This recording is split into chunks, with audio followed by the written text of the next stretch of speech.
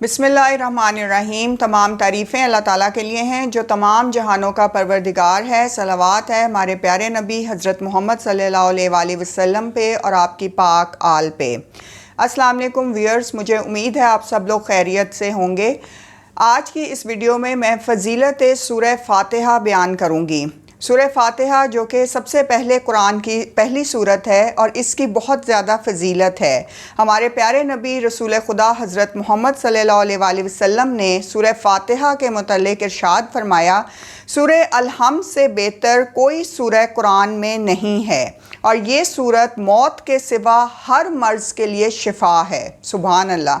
मौला इमाम हसन अस्करी अलैहिस्सलाम का फरमान है, जिस्म के किसी हिस्से में अगर कोई दर्द की बीमारी लग जाए तो जिस शख्स को ये बीमारी हो उसे चाहिए कि वो अपने गिरेबान में मुंह डालकर 17 मरतबा सूरह अल-हम्द शरीफ पढ़े तो मैं उसकी सेहत की सलामती का ज़ामिन हूँ। सुभान अल्लाह।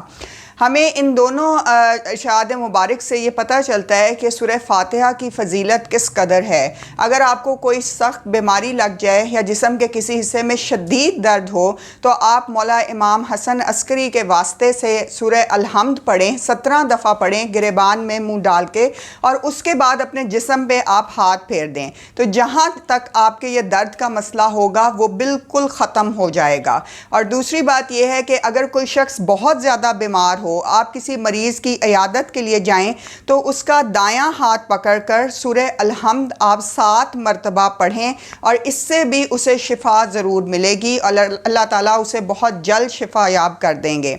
अल्लाह ताला ने फरमाया है, सूरा-ए-फ़ातिहा मेरे अर्श के ख़ज़ानों में से एक ख़ज़ाना है। तो हमें चाहिए व्यूअर्स कि हम रोज़ाना सूरा-ए-फ़ातिहा की तलावत ज़रूर करें और दिन में कम से कम 3 दफ़ा सूरा-ए-फ़ातिहा पढ़ना अपना मामूल बनाएं। अपना बहुत ख्याल रखिएगा। जज़ाकल्लाह।